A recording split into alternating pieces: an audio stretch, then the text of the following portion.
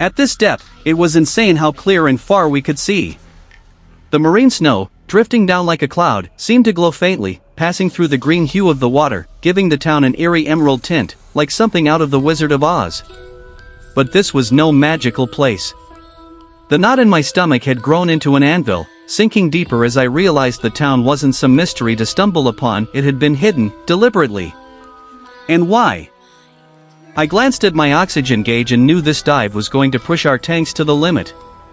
My panic deepened when I saw Clay was already halfway out of the house, swimming toward the town center. Desperately, I grabbed his fin, shaking it to get his attention. He turned, his expression unreadable through the mask, shrugged, then motioned for me to stay put before disappearing into the eerie streets below. I watched as his figure drifted further, dread gnawing at me. Something felt off, like something had been watching us from the start, waiting for a moment when one of us would be left alone. Instinctively, I pulled my knife from its sheath, gripping it tightly. My breathing quickened, fogging my mask, but I reminded myself, 20 minutes. Just stick with him for 20 minutes. With a deep breath, I kicked off and followed Clay. But as I left the safety of the house, a sudden, sharp tug yanked my left fin. I kicked back violently, freeing myself, but as I turned to look, I swore I saw something, the eel-faced figure from the painting in the house. Its lips peeled back over jagged teeth, gnawing at the flap of my bright blue fin. Then it was gone. Or maybe it had never been there. I pushed away from the house like it was on fire, my pulse racing as I finally caught up with Clay. He was heading straight for the town's main street, gliding like he owned the place. The buildings that lined the streets were all damaged, as if a massive wave had crashed through them long ago. It was clear now, we were nearing whatever catastrophic event had taken place here. Clay cracked a pair of glow sticks, twirling them playfully. But his grip slipped, and one fell, tumbling through a sewer grate. The green light disappeared into the abyss below, and I shivered. The thought of even deeper, darker depths beneath us was terrifying. We continued down the street, passing upturned cars and homes that seemed frozen in time. I should have been marveling at the fact that we were swimming through a ghost town, untouched for decades. But all I could focus on were the dark windows, watching us like the eyes in a Baroque painting, always following, no matter where we went. Then we saw it. A blue hole at the town's center. It shouldn't have been here. Not in a lake.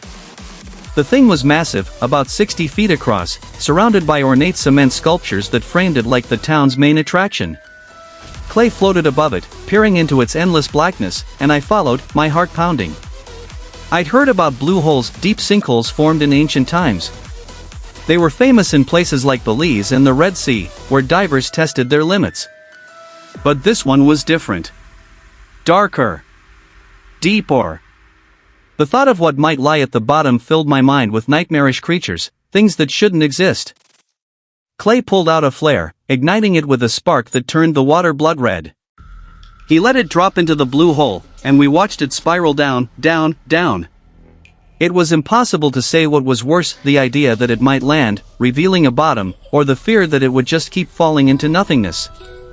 The flare's light faded as it fell. I stared at it, hypnotized, and before I knew it, I was drifting downward. A sharp pain in my arm snapped me back to reality. Clay had grabbed me, pulling me back up. I hadn't even realized I was floating toward the abyss. Clay shrugged, completely unfazed, and gestured toward the large, dilapidated church on the other side of the blue hole. Without waiting for me, he swam off. I checked my oxygen, 15 minutes left. We had to head back soon, but Clay's reckless abandon never ceased to amaze me. He signaled that he wanted 2 more minutes. I was livid. I hated when divers did this, planning to run out of oxygen just as they resurfaced. No room for error. But I followed, knowing that I had to keep an eye on him. We approached the church, and Clay, as usual, had decided that tearing down the planks barring its doors was a great idea. I signaled to him to leave, showing him my gauge, but he shrugged me off and continued. By the time he got the doors open, my patience was gone. This was dangerous, and we were pushing our limits. I swam over, whacked him in the arm, and motioned for us to go. But Clay, ever the daredevil, ignored me and swam inside. I lingered outside, fuming. The town had felt eerie, but peaceful in a way. The real horror was that Clay was putting us both in danger for a reckless adventure. Then I noticed something movement out of the corner of my eye. But when I looked, nothing was there. It wasn't until I looked up that I saw it again, marine snow, drifting down from that ominous cloud. Marine snow doesn't belong in lakes, I thought. That was an ocean thing, made of dead animals, plants, and debris. So where was this coming from? My heart raced. Enough of this. Our time was up. Clay's oxygen would be running low too, and we needed to get out of here. I swam into the church.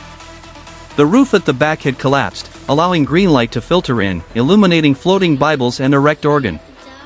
I scanned the room, but there were no signs of Clay. Anger and fear mingled in my chest. Where the hell was he? Then I saw the door.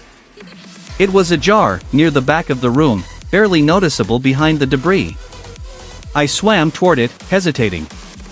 What if this was where all the town's inhabitants had gone? What if something was waiting on the other side? I pushed the door open, and the first thing I saw were shoes.